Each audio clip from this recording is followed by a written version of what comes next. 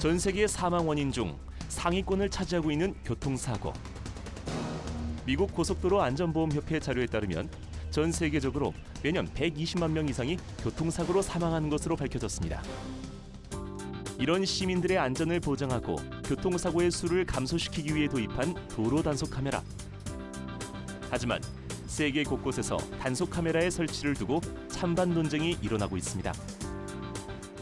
설치를 찬성하는 측은 교통사고 감소에 단속 카메라가 효과적이라고 주장하고, 반대 측은 효과를 증명할 증거가 없을 뿐 아니라 정부의 수입을 늘리기 위한 수단이라고 반박하는 겁니다. 호주도 예외는 아니었습니다. 국내 산업수학혁신센터는 올해 호주에서 개최된 산업수학 스터디그룹 워크숍에 참가했는데요.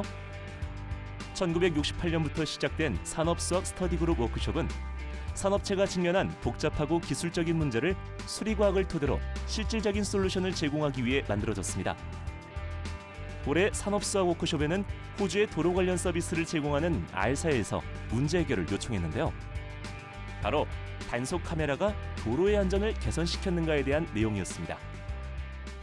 기업 쪽에서는 요즘 산업수학이 실생활의 문제를 많이 해결한다라고 하는 소식을 듣고, 수학자들은 이 문제를 어떻게 접근하고 어떻게 해결하는지, 그리고 수학자들은 어떤 결론을 내는지 궁금해서 이 워크숍에 문제를 요청을 했습니다. 1996년 이후로 남호주 지역의 교통사고 수는 지속적으로 감소하고 있는 상황이었습니다. 하지만 시간이 지남에 따라서 교통사고의 수가 감소하는 효과 외에 단속 카메라의 효과를 정확하게 증명할 수 있는 근거 자료가 없었는데요. 이에 국내 산업수학혁신센터를 포함한 각국의 수리과학 전문가로 구성된 문제 해결팀은 도로 단속 카메라와 교통사고의 관계를 수학적으로 증명해 보이기 위해 분석에 돌입했습니다. 그렇다면 단속 카메라가 설치되어 있는 교차로와 그렇지 않은 교차로의 교통사고 수를 단순 비교하는 것으로 단속 카메라의 효과를 증명해 보일 수 있을까요? 예를 들어 단속 카메라를 설치한 교차로와 설치하지 않은 교차로의 사망자 수가 각각 250명인 경우를 비교했을 때 단속 카메라의 효과가 없다라고 단정 지을 수가 없습니다. 단속 카메라 설치 이전과 이후의 시점이 다를 뿐더러 교통량 차이, 인구 이동량, 도로 사정 등에 주어진 여러 가지 조건이 다르기 때문이죠. 이는 수학적으로 보았을 때 단속 카메라 유무의 효과를 비교하기 위해선 다양한 변수 및 사실들을 고려하고 그 변수의 차이가 유의미한지까지 살펴봐야 한다는 겁니다. 저희 문제 해결팀 여러 사람들이 다양한 접근 방법을 시도했는데, 우선 공통적으로 접근했던 방법에 대해서 좀 말씀드리겠습니다. 그래서 저희가 제일 먼저 토론했던 내용은 주어진 데이터를 어떻게 활용을 할 것인가, 그리고 또 어떠한 추가적인 데이터가 필요한가, 이런 것에 좀 집중을 했습니다. 우선 저희는 교통량이 많고 단속 카메라가 있는 35개의 교차로에 집중을 했습니다. 각각의 교차로마다 단속 카메라의 설치 연도가 제각각이기 때문에 저희는 단속 카메라의 설치 연도를 기준으로 설치 이전과 이후로 구분을 했습니다. 즉, 같은 조건의 교차로를 분석 대상으로 설정한 후 설치 이전과 이후의 교통사고 수를 비교하고자 했던 겁니다. 이에 따라 각각의 교차로에서 발생한 교통사고 그래프를 그려보았습니다. 그러나 표본의 수와 데이터의 개수가 적어 변동성이 큰 그래프가 그려지며 단속 카메라의 효과를 증명하기 어려웠는데요. 그렇다면 효과적인 데이터 분석을 위해 문제 해결팀이 선택한 방법은 무엇일까요? 연도를 기준으로 평균을 내거나 교차로를 기준으로 해서 평균을 내가지고 접근을 했습니다. 그래서 여기 그래프를 보시게 되면 설치 이전은 빨간색이고요, 설치 이후는 파란색 점들입니다. 그래서 여기 있는 점이 의미하는 것은 설치 연도의 총 사고의 수의 평균입니다.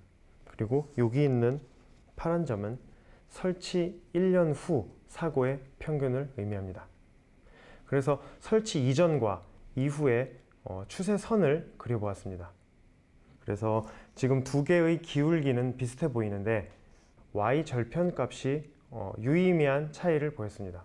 그래서 이 결과로 단속 카메라의 설치가 교통사고의 수를 감소시켰다라고 하는 하나의 근거 자료가 되었습니다. 단속 카메라가 교통사고 수를 감소시키는 데 영향을 끼친다는 점을 수학적으로 증명해 보이면서 앞으로 다양한 기대 효과를 불러올 것으로 예상되는데요. 먼저 단속 카메라가 교통사고의 수를 감소시켰다는 가설을 채택할 수 있는 근거를 마련함으로써 적절한 장소에 단속 카메라 설치를 통해 시민들의 안전성을 향상시킬 수 있습니다. 또한 보험 사기를 포함한 도로 위의 위법 행위를 줄일 수 있는 가능성이 높아지며 안전한 도로를 만드는 데 기여할 것으로 보고 있습니다. 수많은 데이터 중에서 유의미한 데이터를 찾아 분석한 후 기업의 문제 해결 과정에 핵심적인 역할을 한 수학. 세상의 문제를 빠르고 정확하게 해결하는 힘, 바로 산업수학입니다. 네, 감시 카메라를 보면서 아유, 그 앞에서 속도를 잠깐 줄이면 되지 하고 생각을 많이 했었거든요. 그런데 이렇게 분분한 의견을 또 수학이 다 해결을 해주고 있었네요. 네. 수많은 빅데이터 중에서 어떤 것을 어떤 방식으로 뽑아서 쓸 것인가라고 하는 것이 산업에서 상당히 중요한 부분이 되겠는데요. 이러한 것은 우리가 응용 문제를 풀 때 어떻게 풀까라고 하는 어떤 방법을 찾아내는 것과 유사하다고 보시면 될 것 같아요. 네. 수학에는 상당히 중요한 많은 개념들이 있는데 어떠한 특수한 문제를 풀기 위해서는 그 문제에 적합한 개념을 뽑아서 그 문제를 풀어야지만 문제가 풀리는 거잖아요. 마찬가지로 이제 이 문제를 해결하기 위해서는 어떤 방식을 썼으면 좋겠나라고 하는 것을 생각하다 보니 수학에서 평균이라고 하는 것을 쓰면 좋겠다라고 하는 것으로 결정하게 되었고 네. 그게 그 교통에 대한 문제를 해결하는 명쾌한 답이 됐었던 사례인데요. 이런 것을 봤을 때는 어떠한 방법으로 어떻게 문제를 해결할 것인가라고 하는 것이 수학자가 해야 되는 가장 중요한 역할이고 역량이 아닐까라고 하는 생각이 듭니다. 그리고 여기서 사용된 평균이라고 하는 것은 초등학교 때 우리가 배웠었던 쉬운 것들이잖아요. 초등학생들이 시험을 보고 나면 평균이 뭐야라고 하는 이야기를 네. 하는데 그때 사용하는 방법이 내가 본 시험의 시험 점수를 다 더한 다음에 과목수로 나누는 것. 이리 씨도 알고 계시죠? 기억나죠? 그거 알죠. 아니, 기억납니다. 저는 왜냐면 선생님이 저한테 평균 얘기를 굉장히 많이 했어요. 네. 1위가 반평균을 깎아먹는다고. 내가 그래서 평균에 대한 개념을 확실히 알고 있어요. 네.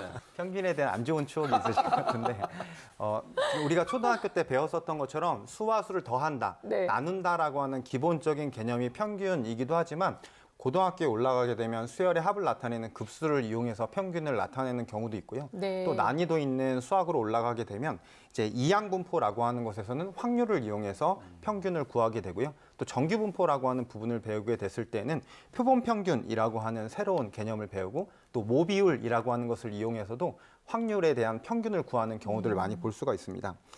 이렇게 초등학교 때부터 기본적인 원리를 배워서 우리가 평균을 공부하게 되면 고등학교에 배우는 수학을 잘 풀 수 있을 뿐만 아니라 산업 현장에서 일어나는 여러 가지 난제들을 풀 수 있는 실마리가 되기도 합니다. 이렇게 찾아보면 일상생활 속에서 이 교통과 수학이 연결되는 곳들이 굉장히 많이 있을 것 같거든요. 그렇죠. 많죠. 대표적인 걸로 독일 예를 들어보면 동베를린하고 서베를린하고 통합이 됐을 때 가장 큰 문제로 떠올랐던 게 바로 대중교통난이었다고 해요. 네. 많은 사람들이 한 곳에 몰리니까 당연히 이제 대중교통이 복잡할 수밖에 없었겠죠. 그래서 정부에서 이제 해결책을 구해봐라 해서 공모까지 할 정도로 굉장히 심각했다고 하는데요. 이 해결책을 제시한 게 바로 독일 베를린 공과대학 연구팀이 해결책을 제시했어요. 네. 바로 수학을 적용해서 그 수학 중에서도 정수계획법을 활용한 수학을 적용해서 해결했다고 합니다. 정수계획법이라는 게 간단히 보자면 어떤 수를 대입을 했을 경우 최단 거리, 최단 시간, 최소값을 구해서 그거의 최적의 값을 구해내는 법이거든요. 그래서 그거를 활용해서 그 버스를 무작정 늘린다고 해서 이게 해결되지 않기 때문에 버스 노선도도 개편을 하고 그리고 가변 배차 시간표를 해서 그 버스 상황에 따라서 네. 배차 시간을 변하도록 해서 획기적으로 해결했다고 합니다. 그래서 그렇군요. 보면 버스 수가 1,800대에서 오히려 1,300대로 줄었는데도 더 대기 시간이 줄어들고 사람들이 교통난에 시달리지 않았다고 해요. 야, 정말 대단하네요. 네, 그러니까요. 그리고 또 아까 그 영상에서 보니까 네. 그 산업수학 워크숍이라는 게 있어요. 우리 개그맨들도 사실 가끔씩 그 워크숍을 가거든요. 네. 가면 이제 정말 좋아요. 서로 간에 뭐 정보도 공유하고 또 숙소도 같이 쓰다 보니까는 네. 또 발냄새도 공유하고 하면서 서로도 돈독해지는 그런 진짜. 시간이 되거든요. 근데 산업수학을 이렇게 발전시키려고 했던 노력이 나름 역사가 굉장히 깊었던 것 같아요. 그게 1968년도로 거슬러 올라가는데요. 그러니까 지금 산업수학이 각광받고 있어서 그렇지 사실 옛날부터 이때부터 연구가 시작됐고 영상에서 보았던 박사님 같은 경우도 스터디 그룹에 참가한 후에 연구실이나 학교 안에서 연구했던 수학을 통해서 수학과 관계없어 보였던 산업 문제를 해결하는 것이 좋았다. 그다 동시에 각각의 다른 전공자들이 다양한 시각으로 문제를 해결함이 아주 효율적이고 좋았다. 이렇게 표현을 하시거든요. 네. 즉 4차 산업혁명 시대가 된다 그러면 각 분야가 융합을 해나가는 게 가장 기본적인 생각이잖아요. 그 와중에 수학이 그 저변을 깔고 있다. 항상 그 밑바탕에는 수학이 있고요. 수학은 이 각각의 모든 산업의 융합에 굉장히 중요한 공통분모 내지 교집합 역할을 하고 있다고 볼 수 있고요. 이런 현상은 경제학을 전공한 사람이든 경영학을 전공한 사람이든 아니면 공학을 전공한 사람이든 이런 사람들이 수학과 과목을 일반 선택해서 듣거나 아니면 부전공 내지는 복수전공까지 해서 자기의 지식과 함께 수학을 같이 공부하려는 이런 추세가 현재 대학가에서 나오고 있다는 것은 수학이 현재의 산업에 있어서 굉장히 중요한 요인을 갖고 있다는 것을 반증이라고 볼 수 있겠습니다. 네, 이 산업 수학에 대한 이야기를 들으면 들을수록 우리 아이들한테 자꾸 문제집 풀어서 몇 점 맞았니라고 강요하는 게 중요한 것이 아니라 아이들이 정말 수학을 푸는 것을 즐거워하면서 머릿속으로 수학적 사고력을 키워나가는 것이 정말 가장 더 중요한 일이 아닌가라는 생각이 들어요. 물론 이렇다고 해서 아이들의 문제집을 찢어버리면 안 해도 돼! 라고 얘기할 수 있는 부모님은 아무도 안 계시겠지만 그래도 우리 아이들에게 문제집에만 너무 집중하지 않을 수 있도록 수학적 사고력을 키워줄 수 있도록 부모님들이 노력해 주시면 좋겠습니다. 자, 저희 수다학은요 언제든지 여러분들 사연에 귀를 열고 있습니다. 수학 고민이 있으신 분들은 저희 홈페이지를 통해서 여러분들 사연 남겨주시기 바랍니다. 저희가 시원하게 해결해 드릴게요. 자, 오늘은 여기까지입니다. 저희는 다음 시간에 다시 찾아올게요. 감사합니다.